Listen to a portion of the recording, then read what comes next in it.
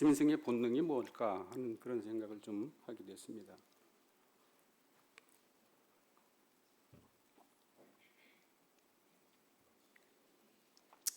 그래서 어떤 사람이 이성 없는 짐승 같은 사람일까?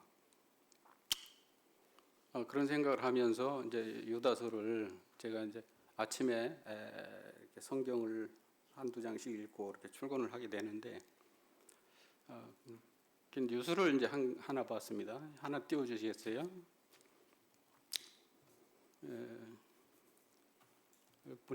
보이시죠? 이 내용이 뭐냐면, 전라도 무슨 어떤 지방에서 일주일 만에 이제 사람이 죽었는데 차 안에서 두 사람이, 한 사람은 혼수 상태고 한 사람은 죽었고 그랬는데, 그 내용인즉슨 둘이 이제 한 12년 전부터 이렇게 친구 관계에 있으면서 이제 게임도 같이 이렇게 자주 하고 그러면서 서로 이렇게 이제 급하면 돈도 빌려주고 또 서로 이렇게 사용하고 그러면서 좀 친했던 것 같아요. 근데 이제 근래에 들어와서 뭐 어떤 사정에 의해서 그런지는 모르겠지만은 두 사람이 이제 좀 여러 가지 어려운 상황에 처했겠죠. 그래서 이제 차 안에 들어가서 끝장 토론을 하기로 했대요. 끝장 토론을 하는데, 그러니까 잠을 자지 않고 끝장 토론을 하자. 그래가지고 둘이 들어가서 토론을 하다가 한 이틀, 3일 지나가면은 졸릴 거 아니에요? 졸리면은 서로 뺨을 때리는 거예요. 그래가지고 깨워가지고 또 계속 이제 얘기를 하고. 조는 사람 있으면 상대편이 또 때려가지고 깨우고. 그렇게 하다가 결국은 안 돼가지고 이제 짱돌을 주워다가 서로 허벅지를 이제 찍는 거예요.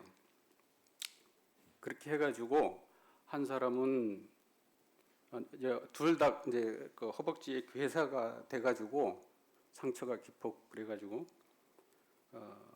한 일주일 동안 그러다가 이제 한 사람은 죽고 한 사람은 혼수 상태에 빠져서 있었다 하는 그런 뉴스를 보면서 참 이성 없는 짐승 같은 그런 본능으로 사는 사람들, 그건 이제 극단적인 거겠죠. 그런데 같은 날 이제 또 다른 그 해외 토픽 같은 뉴스가 있었는데, 일본에서 어떤 정신과 의사가 자기 딸을 대신해서 어떤 남자의 그 목을 잘라서 그 머리를 집에 이제 보관에다가 들켰다. 그래가지고 이제 수사를 받게 됐는데, 그 내용이 처음에는 참 엽기적이고 이해할 수 없는 일들이다. 그런데 이제 내용을 들어가 보면 그 여자가 딸이 있었는데 딸이 그 어떤 공연을 하는 아마 그 배우 비슷한 어떤 그런 남자였던 것 같아요. 그래서 여장을 하고 남자가 여장을 하고 공연을 하고 그래서 이렇게 좀 친하게 지냈는데, 이 여장을 했던 남자가 그냥 남자의 본성으로 돌아온 거죠. 그래서 아마 강간을 했던 것 같아요. 그러다 보니까 그 정신과 의사가 참 점잖고 유능한 그런 의사였는데, 그 딸이 당한 그게 이제 분해가지고 뭐 그런 이제 그 목을 잘라서 집에 보관했다. 이제 그리고 이런 뉴스들을 이제 접하면서 우리가 이와 같이 이성 없는 짐승 같은 사람들 속에서 하루하루를 살아가면서 이 속에서 하나님 앞에서 우리의 자세가 어떻게 해야 될까 하는 그런 생각을 잠시 했습니다. 그래서 요즘 세상이 그것뿐만이 아니라 사람들이 굉장히 성격도 급해지고 난폭해지고 또 요즘 뭐 정치인이나 뭐 이런 사회 지도층들이 보면은 죄를 지어도 감각이 없고, 그리고 우선 미안한 게 아니라 계속 자기 자신을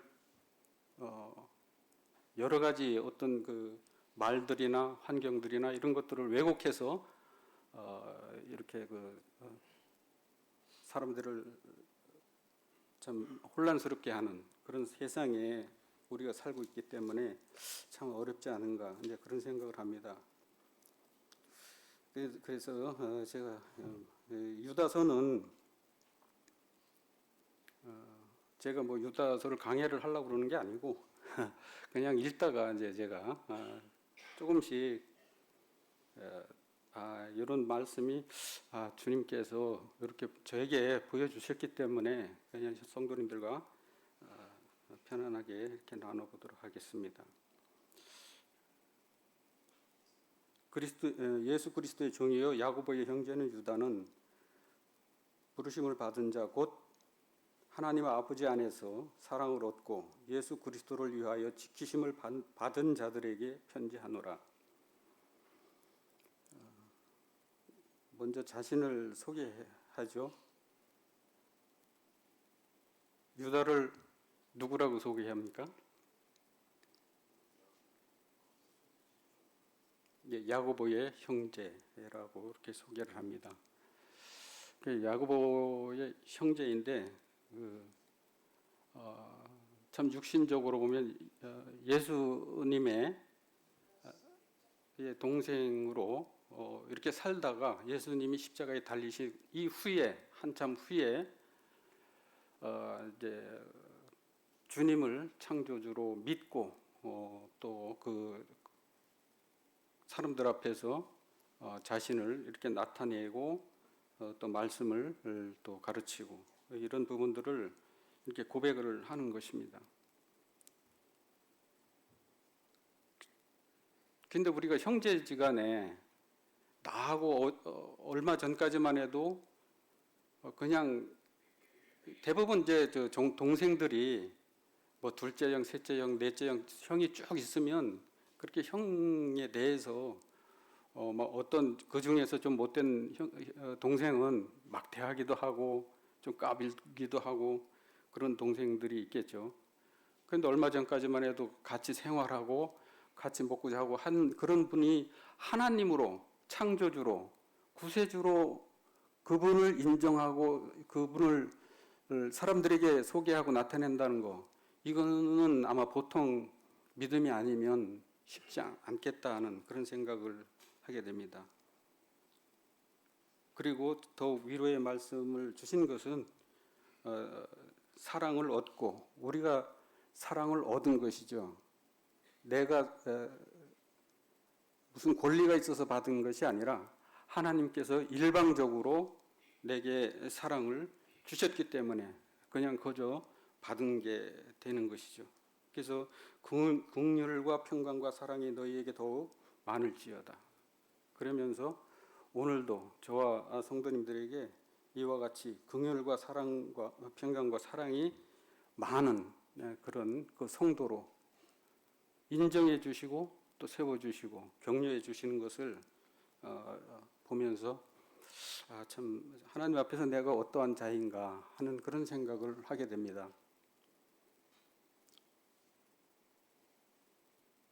주님께서 긍휼을 베풀어 주셨기 때문에 우리에게 긍휼, 많은 긍휼을 또 구하시고 또 평강, 우리에게 평화와 평안, 안위를 또 허락해 주셔서 그 안에서 우리가 주님을 바라보고 또 우리가 사랑할 수 없는 또 사랑받을 수도 없고 우리 스스로는 진정한 사랑을 나눌 수 없는 그런 위치에 있었지만은 하나님께서 우리에게 이렇게 그 사랑과 긍휼과 평강과 사랑이 많을 수 있도록 허락해 주셨고 그것을 지속적으로 오늘도 바라고 계시다. 그래서 성도님들을 위로하시고 격려하시는 것을 이 말씀을 통해서 보게 됩니다.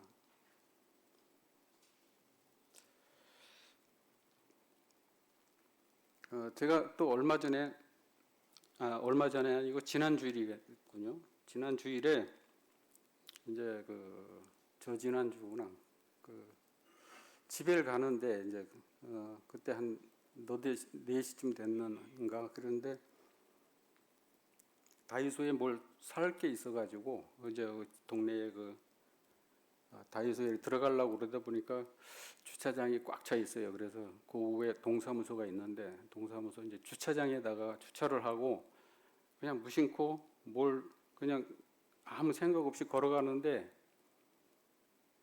그 어떤 중학생 정도 되는 아이가 쫄쫄 따라오더라고요. 그러면서 뒤에 딱 서요. 그러더만은 저기 할아버지 그러더라고. 그래서 아주 다정하게 부르길래 그게 뭐냐 그러니까 선배들이 시켜서 그러는데 담배값 좀 주시면 안 돼요 그러더라고.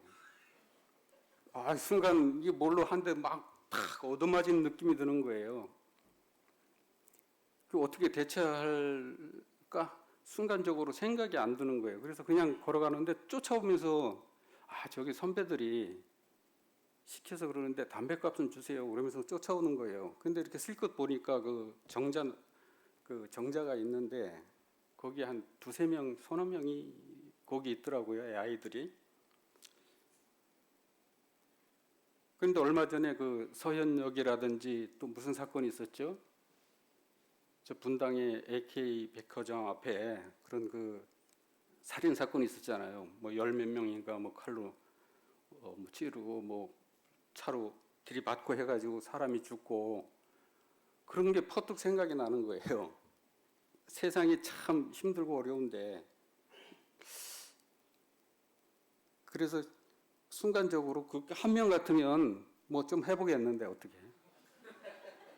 실컷 보니까 한 서너 명 되더라고요. 그래가지고 순간적으로 야 내가 건들면 참 창피당할 수도 있겠구나 싶은 생각이 들더라고. 그래서 그냥 걸어가는데 한 번 더 하길래 너 몇 살이냐 그러니까는 16살이래. 이놈의 자식이 무슨 담배 피우래 집에 가 그러니까는 그 선배들이 시켜서 그러니까 달라는 거예요. 가 이놈아 하고 이제 한마디 하니까는 더 이상 안 쫓아오더라고요. 그래서 이제 들어가서 이제 물건을 사가지고 이렇게 나오다 보니까 그대로 있어요 아이들이. 그래서 마주치면 안 될 것 같더라고요. 그래서 나와가지고 저쪽 다른 반대편으로 돌아서 이제 차를 타고 왔는데 세상이 그렇습니다. 제가 이런 일을 여태 안 당해봤기 때문에 대처를 어떻게 할 수 있는 방법을 몰랐는데 이제 이렇게 당하니까는 굉장히 당황스럽고 또 그런 뉴스나 이런 것들을 많이 접하다 보니까 이제 그런 일들도 이렇게 겪게 됩니다. 이것뿐이겠습니까? 우리가 형제 자매님들이 이제 직장에서 일하시고 세상 사람들과 부딪히고 여러 가지 어려운 일들이 많을 것입니다.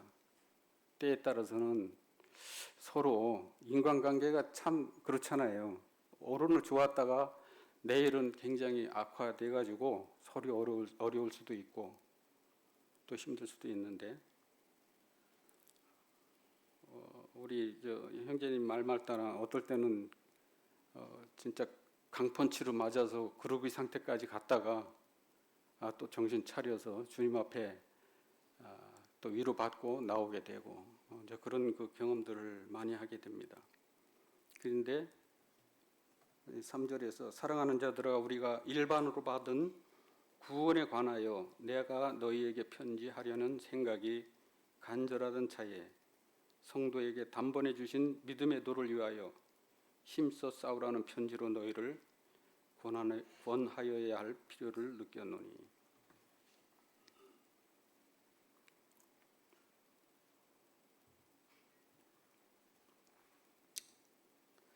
일반으로 받은 구원에 대해서 생각을 해보게 됐습니다. 이제 구원받은 지가 오래되니까는 제가 어떻게 주님 앞에서 구원을 받았는지 또 이 구원이 어떠한 구원인지 이 구원이 어떤 그 능력이 있는 것인지 이것이 그 가물가물해지고 그 구원에 대한 그 귀중성이라고 그럴까요? 그런 것들이 그냥 내가 구원받았다 하는 그런 일상적인 하나의 그리스도인으로서 행태로 그냥 지나가 버리는 그런 삶이 아닌가 이제 그런 생각을 해보게 됐습니다. 그래서 우리의 이 구원이 어떤 구원인가?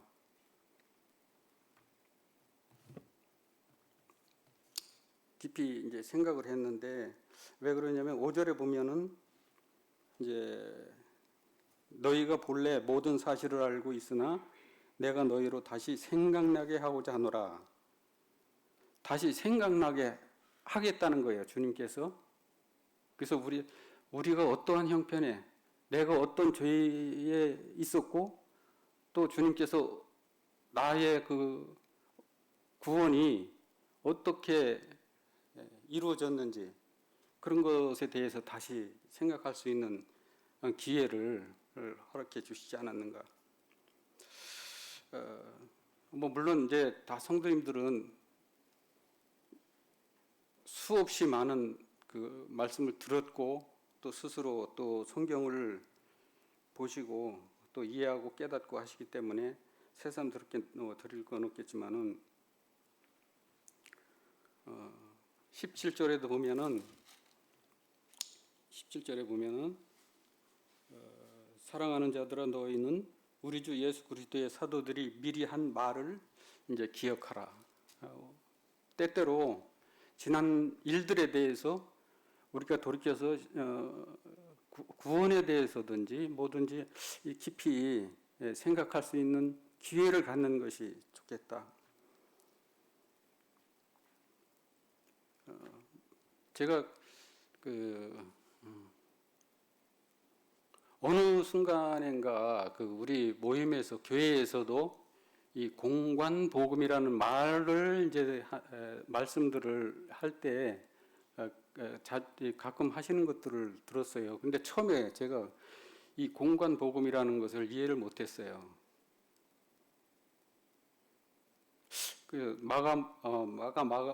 마태, 마가, 누가복음 또 요한복음을 분리해서 세 책을 마태복음, 마가복음, 누가복음을 이제 공관복음이다. 근데 그걸 그냥 뭐 어떤 분은 공관, 어떤 분은 공간 뭐 이런 식으로 말씀하시니까 제가 잘 모르겠더라고요. 근데 그게 물론 다 아시지만 혹시 한 분이라도 모르시는 분이 있으면 좀 알았으면 좋겠다 해서 공통된 관점으로 성경을 기록했다. 이제 그거더라고요. 그래서 이제 우리가 배웠더라도 알았더라도 또 뭐 새로 구원받으시고 잘 모르시는 분이 계실 것 같기도 하고 그래서 말씀을 드립니다. 그리고 이제 간증은 우리가 지난 날에 경험했던 것 또 현실에서 일어나는 일들을 주님과 또 동행하면서 일어나는 일들을 간증을 하게 되고 그러는데 우리 젊은 이제 친구들은 지난 옛날 이야기를 하면은 뭐라고 그러죠? 꼰대라고 그러지 않아요. 그래서 함부로 이제 제 옛날 우리가 어렵게 살았던 이야기다든지 이런 거를 잘 못하게 됩니다. 그런데 이제 한 몇 달 전인가 한 대여섯 살이면 몇 살이에요? 대여섯 살이면 몇 살이에요? 5살, 6살쯤 됐다 이제 그거잖아요. 오빠는 한 6살쯤 된 것 같고 여동생은 한 5살쯤 된 것 같아요. 그러니까 둘이 가면서 그 오빠가 그러더라. 나 때는 말이야. 이제 그런 식으로 얘기를 해요. 그러니까는 꼬마가 여시기가 쫄래쫄래 가면서 오빠는 맨날 그 소리야. 그러면서 얘기를 하더라고요. 그래서 나 때는 뭐 어쩌고 저쩌고 하는 옛날 이야기를 하면은 꼰대 소리 듣기 때문에 이제 담대하게 좀 못하는 것 같아요. 그렇지만은 성경에서는 그렇지 않습니다. 우리가 옛날을 기억해야 되고 구원받았던 때를 기억해야 되고 또 이스라엘이 어떻게 그 백성들이 그 조상들이 어떻게 나왔는지 이런 부분들을 기억해야 될 것입니다. 그래서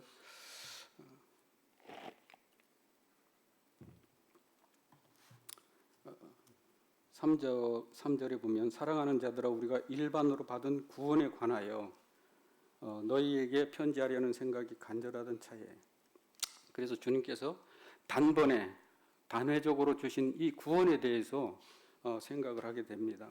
그래서 구원, 내가 어떠한 형편에 있었던 그런 구원, 그 형편에서 구원을 받게 해주셨는가? 이것은 죄와 사망, 죽음에서 나를 끄집어낸 이런 구원이다. 그래서 하나님께서 로마서에서 모든 사람이 죄를 범하였음에 죄 아래 갇힌 자들을 죄의 상태에서 하나님께서 나를 끄집어서 구원해 주신 것, 이것이 구원이다. 띄워주시겠어요? 그리고 우리가 이제 성경을 읽다 보면은 이제 우리 로마서 3장 한번 보시겠습니다. 로마서 3장.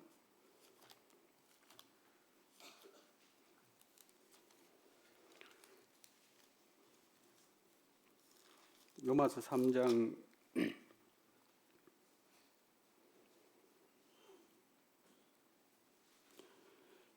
23절부터 24절 같이 읽으시겠습니다. 시작. 모든 사람이 죄를 범하였음에 하나님의 영광에 이르지 못하더니 그리스도 예수 안에 있는 속량으로 말미암아 하나님의 은혜로 값없이 의롭다 하심을 얻은 자 되었느니라. 그래서 구원에 대해서 하나님께서 이렇게 말씀을 하십니다. 우리가 죄 아래 갇힌 자, 모든 사람들이 죄에 있었는데 단번에 그 죄에서 우리를 구원해 주셨다. 그걸 또 다른 말로 속량이라고 또 얘기를 하시더라고요. 그래서 참 속량, 우리나라 말이 제가 국어 공부를 못해서 안 해서 그런지 모르겠지만 조금 어려운 부분들이 있더라고요. 그래서 속량, 물론 요즘은 인터넷 발달이 됐기 때문에 찾아보면 다 나오고 하겠지만은 속량, 구속, 속죄 이런 여러 가지 말들을 하게 됩니다. 그래서 성경에서 여기서 보면은 속량으로 말미암아 하나님의 은혜로 값없이 의롭다 하심을 얻은 자 되었느니라. 그래서 이 구원은 하나님께서 제가 이제 이해하는 겁니다. 내가 해결할 수 없는 그 죄의 숙박에서 나를 해방시켜 주셨다, 건져 주셨다. 이제 그런 의미로 더 내 마음 속에 예전에 내가 어렴풋이나마 받았던 내가 어떤 사람이었는데 나를 그 속에서 건져 주셨다라는 것을 생각을 하게 됩니다. 그래서 예수님의 십자가의 보혈로 그 나의 모든 죄를 덮으셔서 하나님 앞에 나아갈 수 있는 그 길을 열어주셨다라는 것을 인식하게 되고 기억을 하게 되는 것입니다. 그리고 속량은 물론 구원이나 속량이나 다 같은 그런 말씀이겠습니다만은 우리 에베소서 1장 4절을 보시겠습니다. 에베소서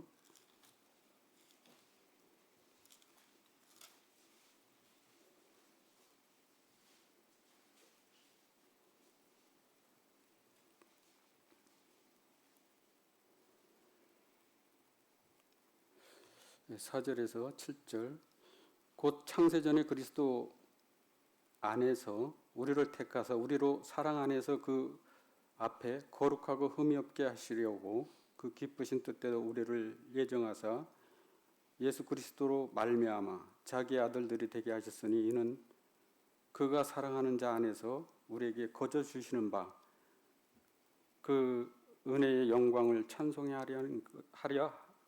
하려는 것이라.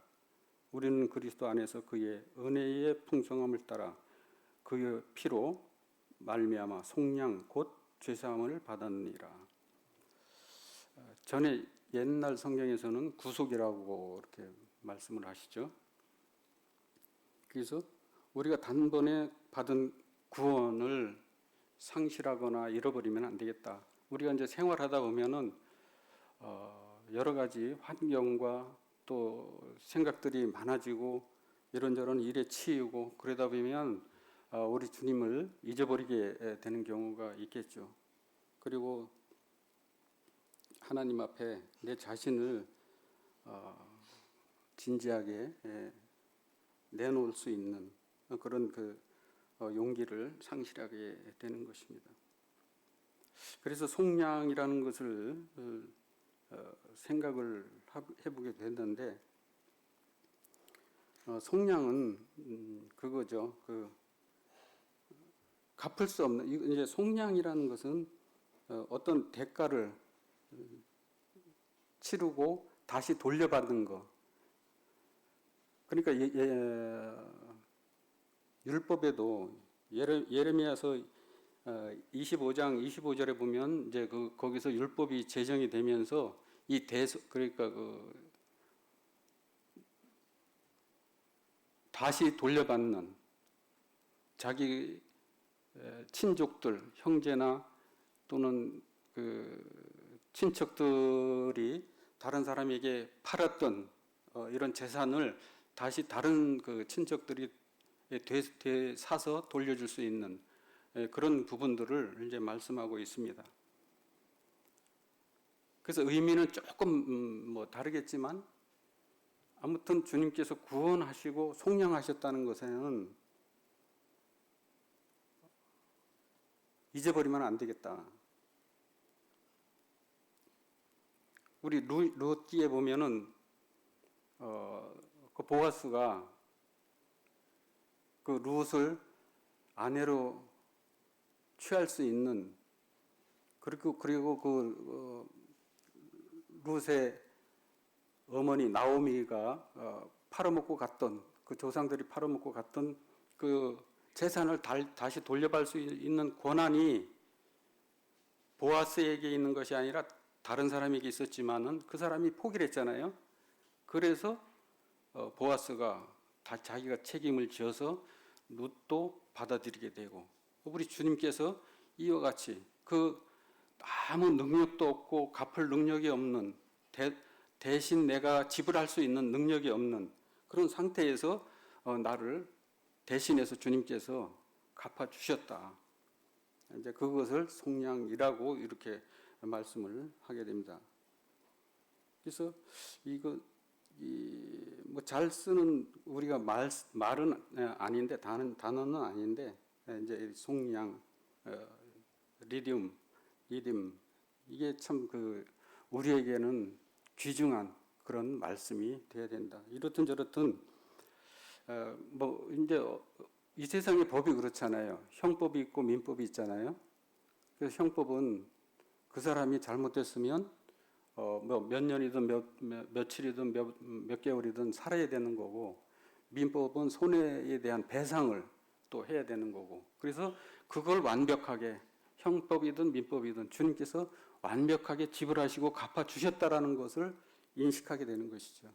그래서 우리의 구원 우리 주 예수 그리스도의 아버지께서 그리스도 안에서 하늘에 속한 모든 신령한 복을 우리에게 주시되 곧 창세전에 그리스도 안에서 우리를 택하시고 우리를 사랑 안에서 그의 앞에 거룩하고 흠이 없게 하시려고 어로 이렇게 말씀을 하고 계십니다. 그래서 우리가 주님 앞에서 이런 구원에 대해서 다시 한번 진지하게 돌아볼 수 있는 그런 기회를 가졌으면 좋겠다. 그렇게 말씀을 드리겠습니다. 그리고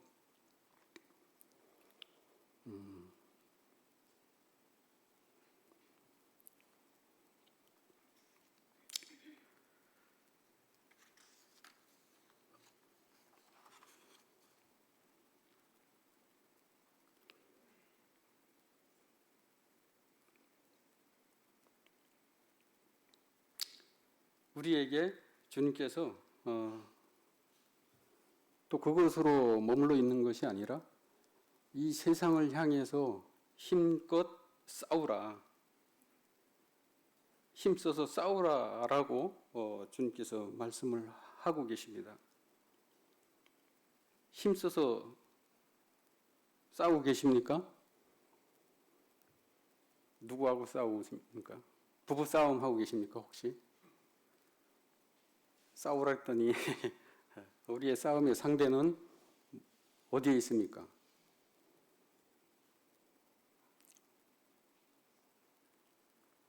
그 싸움의 상대를 우리가 잘 봐야 될 것입니다.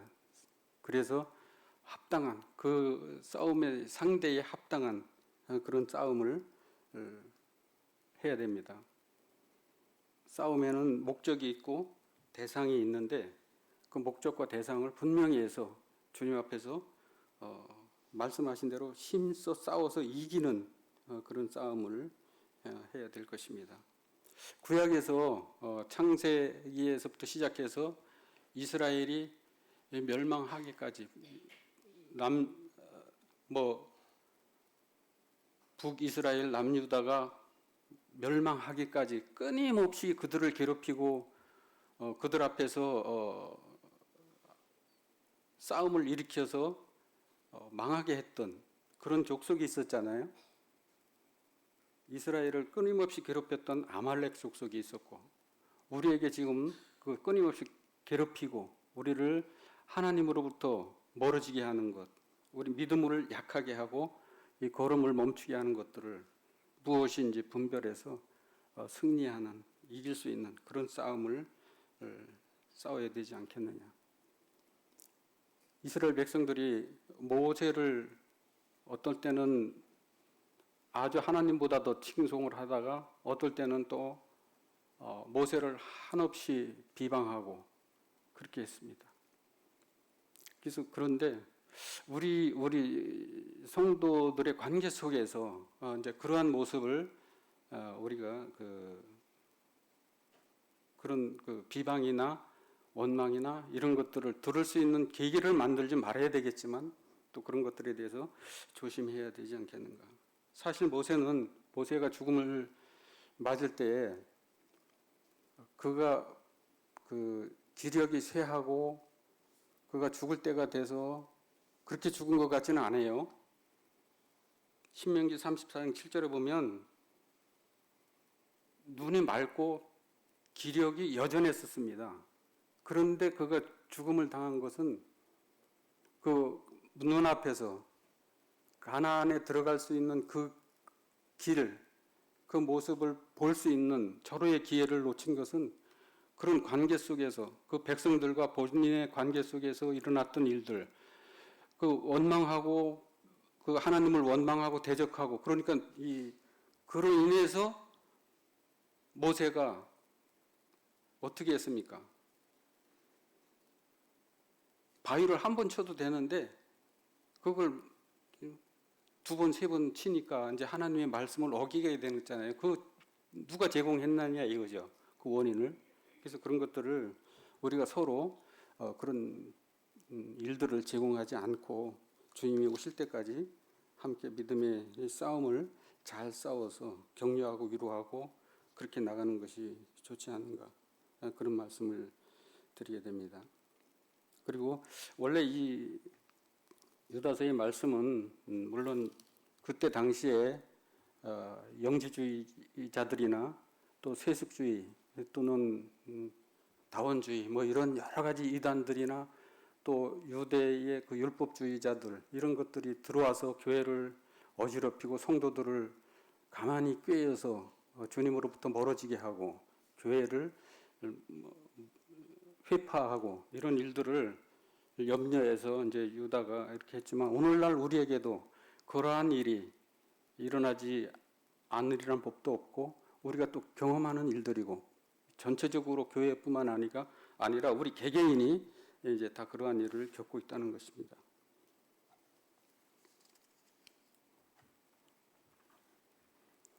디모데전서 6장 12절 함께 보시겠습니다.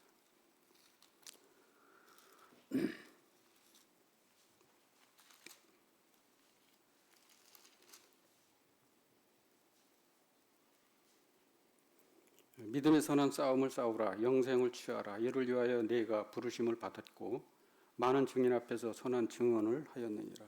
우리에게 싸움의 목적은 믿음의 선한 싸움을 싸우라는 것이죠. 그리고 영생을 취하고 영생을 보존하는 겁니다. 그리고 많은 증인 앞에서 선한 증언을, 그러니까 우리가 말로 못하면 행동으로라도 해야 되고 그렇게 해야 될 것입니다. 이제 제가 같이 일하는 친구 중에, 제가 지금 경주 그 석계에서 일을 하고 있는데 거기 40 중반쯤 된 친구가 이제 만난 지 한 3, 4개월 지났는 시점부터 뭐라 그러냐면 저보고 천사 같은 상길이 아저씨래요. 근데 그게 한 몇 번 들으니까 굉장히 부담이 되는 거예요. 난 천사 같지가 않은데 그렇게 될 수도 없고, 물론 뭐 천사가 어떤지는 내가 잘 모르겠습니다만은 이제 그 사람의 의도는 이제 착하다라는 의도로 이제 얘기를 했겠죠. 그래서 제가 뭐 그 사람한테 뭐 잘해준 건 없는데 아마 보기에 그랬던 것 같아요. 그래서 제가 하루는 불러다가 얘기를 했어요. 야, 너 자꾸 그러지 마라. 나는 천사도 아니고 나도 나쁜 사람일 수도 있어. 그러니까 그런 말 하지 마라. 이제 그랬는데도 이제는 크게는 안 하는데 작게 그래요. 작게. 그래서 참 그래서 우리가 뭐 말로는 복음을 전하고 뭐 그런 걸 못 하더라도 이제 어떨 때는 또 해요. 가끔씩 하나님에 대해서도 얘기하고. 그런데 이제 그런 행동으로 보았을 때 그렇게 평가한다는 것이죠. 죄송합니다. 제가 40분만 하라고 그랬는데 도저히 끝내지 못할 것 같아가지고 한 5분 정도 더 해야 할 것 같습니다. 그래서 우리에게 하나님께서 이제 이 4절에 보면 이는 가만히 들어온 사람 몇이 있음이라. 그들은 옛적부터 이 판결을 받기로 미리 기록된 자니 경건하지 아니하여 우리 하나님의 은혜를 도리어 방탕한 것으로 바꾸고 홀로 하나이신 주제 곧 우리 주 예수 그리스도를 부인하는 자니라. 그래서 여기서 제가 주목하는 것은 판결을 주목하게 됩니다. 6절에도 보면은 심판이라는 말씀이 이렇게 나오게 되고 15절에도 심판하사 이렇게. 그래서 제가 성도 입장에서 받는 심판이 어떤 심판이겠는가, 이런 말씀을 기억하게 됩니다. 우리 시편을 한번 가서 잠깐 보시겠습니다. 제가 그냥 찾지 마시고 빨리 읽어드리겠습니다. 여호와께서 영원히 앉으시며 심판을 위하여 보좌를 준비하셨도다. 공의로 세계를 심판하시며 정직으로 만민에게 판결을 내리시리로다.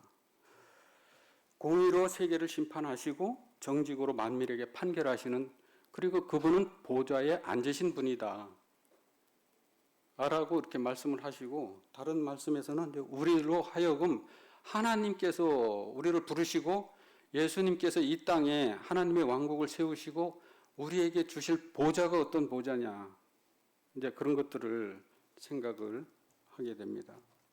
그래서 심판, 주님께서 베푸시는 심판은 악인들에게는 멸망으로 가는 무서운 저주의 심판이 있을 것이고, 하나님을 믿지 않는 사람들에게, 하나님을 모르고 죽음을 맞이하는 사람들에게는 영원한 심판, 판결, 이것이 있을 것입니다. 그러나 우리 하나님을 믿는 성도들에게는 의의 심판, 영원한 하나님께서 베풀어 주시는 그 보좌를 우리가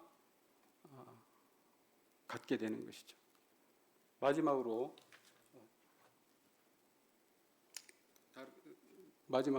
띄워주시겠어요? 그래서 이 보좌는 우리 요한계시록 그 옆에, 유다서 옆에 보면 요한계시록 4장 4절에 이런 말씀이 있습니다.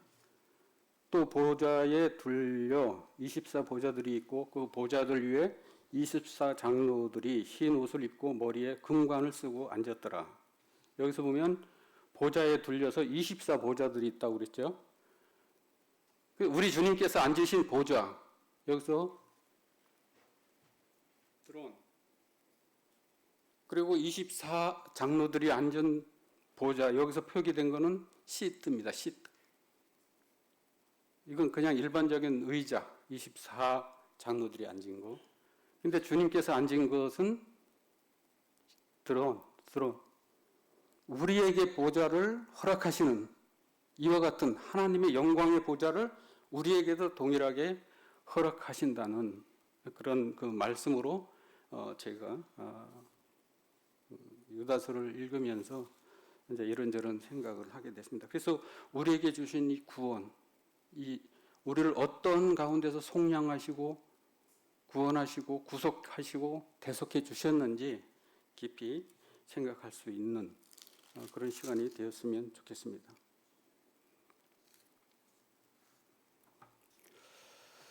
그래서 같은 말을 자꾸 반복해서 가르치는 거 중요하다고 생각합니다. 어떤 분이 자기가 실수를 해서 많은 지탄을 받았습니다. 그러니까 거기다가 이제 말을 올렸는데 심심한 사죄의 말씀을 올립니다. 그러니까는 막 비난하는 거예요. 그게 무슨 사과냐고, 왜 심심하게 하느냐고. 그 말이 아니잖아요, 그죠? 그래서 우리가 성경의 말씀을